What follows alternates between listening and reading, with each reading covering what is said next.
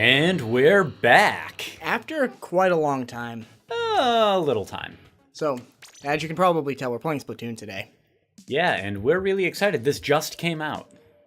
Is that why we're excited? Are we excited to just do this thing again? Oh, right. Well, I mean, there's a small amount of excitement because it's been like almost 2 years since, we put up a video. But not 2 years. Counting? Not 2 years. Not 2 years, because nobody does 2 years. Year and a half tops. That's what everyone does. Everyone does it. So, anyway, we're here in the new sexy studio.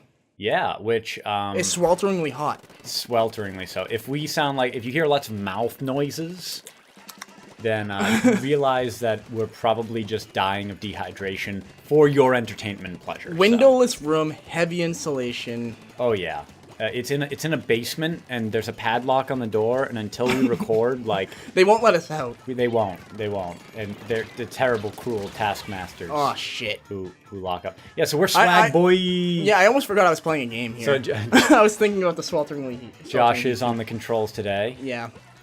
And he's put in a few more hours than I have, which is to say that I haven't played yet. I've also played the first one for a total of, 15 minutes. So, which makes Josh here both our historian and expert on this game. The lore is deep in this game.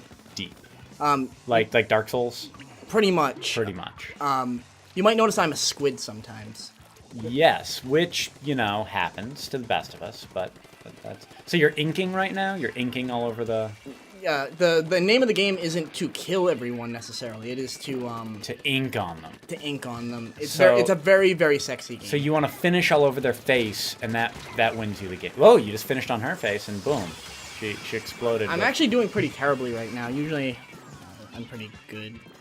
You'll just have to take my word for it. Yeah. No, it's fine. This is. I'm getting stage fright here. This is fine, but no, this is. I mean, this is. It's obviously, everyone's playing it right now. It's everyone that can get a Switch right now, anyway. The Switches are still hard to get. I almost didn't get one myself when they dropped, but I guess I'm glad I did. I got Splatoon. Yeah. I mean, what sort of library did it have launch? I mean, for those people who haven't been following this obsessively. If anyone cared, they'd know. But what came out with it? Zelda, Breath of the Wild, which everybody. But that also came out for the Wii U. Yeah, so undermining, I mean, a bit of an undermine of your platform when you have a platform exclusive that's on another platform on launch. That's perhaps not the best. Of course, I mean, it placates the fans at least who can't get their hands on a Switch. But then shortly after that, the new Mario Kart came out, which was also on the Wii U. It was just an updated version. Right.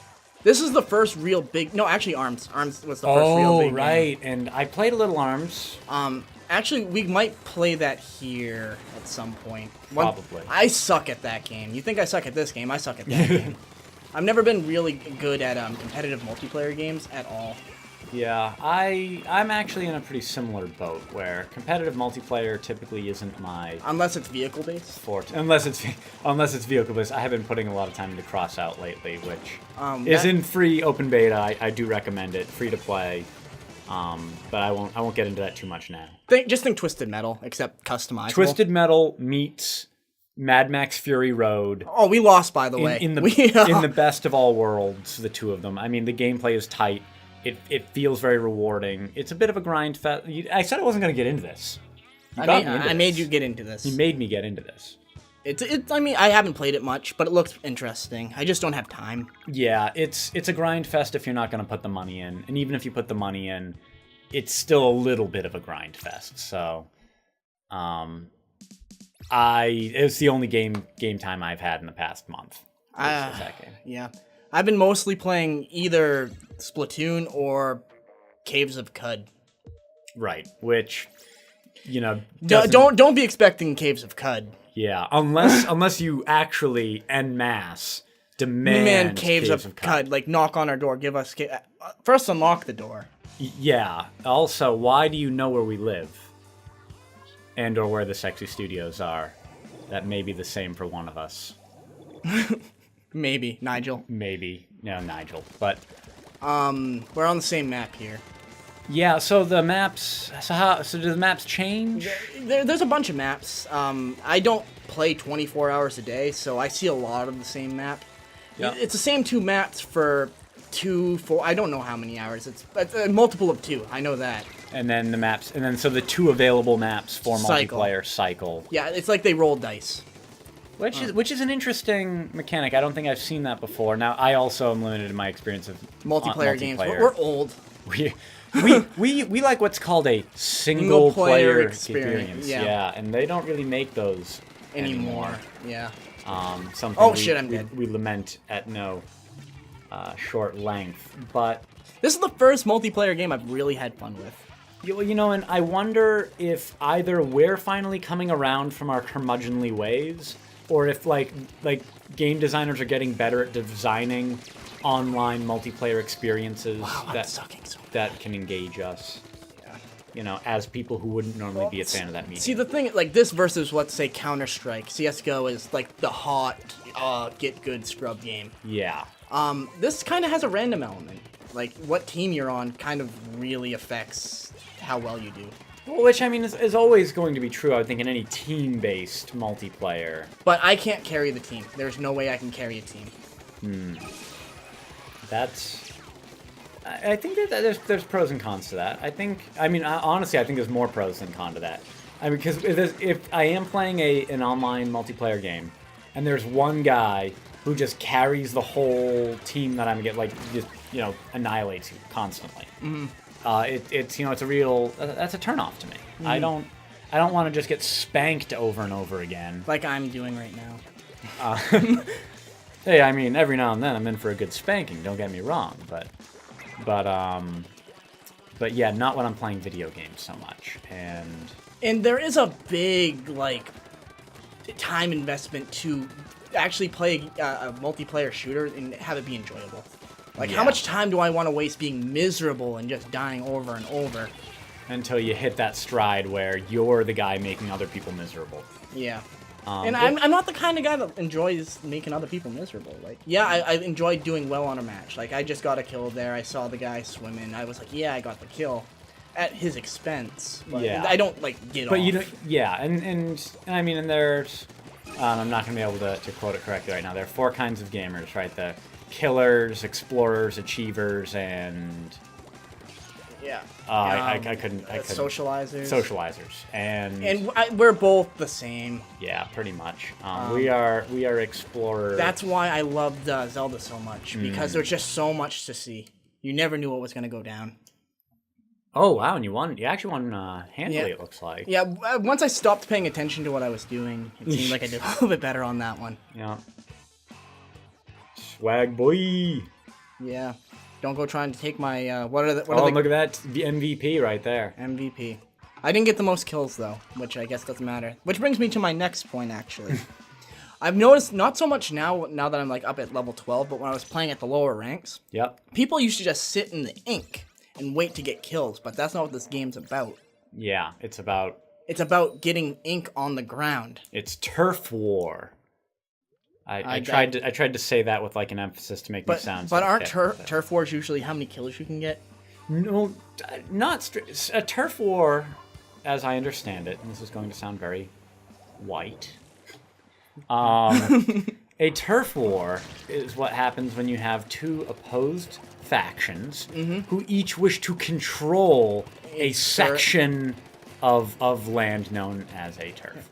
So it's not so much that a turf war is about killing people as it is about making the statement that this is your spot. So it's not a war of attrition. It's a war of dominance. In which case, this actually really is, I mean, you could really call this a turf war, right? It's not so much about killing the other people, it's about dominating more of the map, showing that you control it via the mechanism of paint. Or ink, actually. I mean, so are your bodies producing this ink? So you're squid people, right? Yeah. But you get more ink by sitting, there's some really weird physics issues going on here. So you get ink by being in the ink that you made. Yes. So it's sort of like the ink begets more ink. I think it might be an enzyme that your body uses to create more, but you don't need it. I don't know. Yeah. You can eat in this game. Maybe that's. Oh, that's good. It's kind of like Monster Hunter, where you get meals. You ever play Monster Hunter?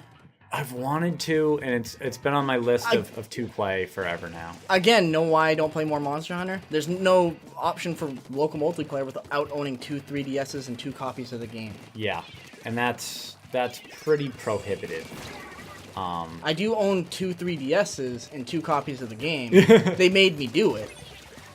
But now I don't have anybody that's like, hey, yeah, let me borrow that 3DS to play that game that I have to come over here to play with you, blah, blah, blah. It's annoying. Like, I mean, well, and I think another reason why I think online multiplayer games are becoming more accessible, especially to people like us, is as more and more games, like, yeah, this is on Switch, but, like, how many games on Steam, right, where now you're in the Steam community. Mm-hmm. It's online already. Everyone has a PC, and there's new starting points. Like when a game first drops, no one's super good at it. Yeah. Even if it's another shooter, there's people that the specific mechanics are going to be different. Yeah. Like Battlefront. It was so similar to Battlefield that the meta was already established. Yeah. So when I tried playing that, I got fucked. It was pretty bad. Yeah, and after in Battlefront 2, Star Wars Battlefront 2 is my not the one that's coming out. Yeah, so the Star Wars Battlefront 2 #1. Yes. Is one of it's my favorite.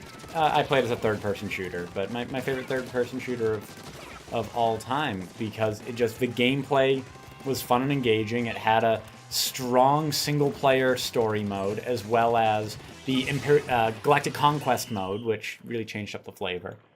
And it allowed you to tell a narrative. Ooh, I think we might have won this one. It's a close one. It's going to be really close. I don't know. Oh, it was that far off? So, you know what this game actually really challenges you to do at this point is to like challenge your ability to use your spatial reasoning. Yeah, and usually I get it pretty well. MVP though. On your team, but not MVP of the game. No. But that's what I mean about. So you've got gear. Oh yes. I can't show you from the screen, but anyway, each gear has a potential of having 4 slots for like boosts to your character. The more expensive stuff has more slots. I think my mask that I have has 3 slots. Ooh. And you only get to know the first one when you buy it. As you play the game and level up, you unlock, and it's kind of like a slot machine. It rolls it. Ooh, that is interesting. But you've purchased items that have secret locked abilities, and you just discover them as you go. Have you discovered all 3 on your? Yes, I have. And it's not great. I really want to be able to assign. I want to make a build. Yes. But I guess that might break the game. Well, theoretically, you could though, right? I mean, it's just a matter of grinding out the material and getting. So let's say you're playing a game like Diablo or Path of Exile. A loot-based dungeon crawler, where part of the game is literally just rolling the dice hundreds of times until you get the right piece of loot. Run away! Yeah, your squiddly form was kind of making a very... Oh, wow, I can't believe you counter-inked her. Is that how you say it? Counter-inked? Is that the term? No? I mean, okay, now I'm coming into my own. Okay, but so you're splooshing them, correct? Splooshing is the canon term, yes. Canon term, splooshing, yes. So you counter-splooshed, which is a new first-person shooter coming out later this year, I think. Set in this universe.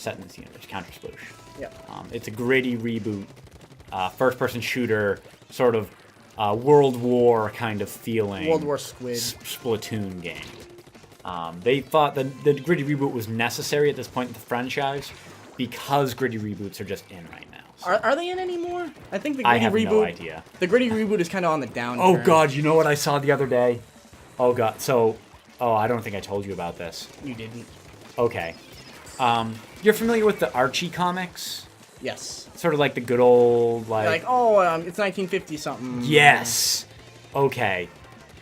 The CW made a gritty reboot called Riverdale. I kid you not, a gritty reboot of Archie, the comic. It takes place in modernity, but with 50s aesthetics and like cars and stuff. But they're talking about Twitter and Facebook and stuff. And Josie and the Pussycats are there and doing like 80s music. And the whole thing is so confusing and terrible. Like, unabashedly terrible. It's hard for me to really... Oh, I could go on. Is that out now, or is it coming out, or is it a pilot? It's on Season 1 is on Netflix, and they're making Season 2. Ooh. They greenlit a Season 2. It's confusing. Like, deeply. Like, okay, so I was at my friend's place. We put it on out of morbid curiosity. So it has the aesthetic of, like, a teen vampire movie.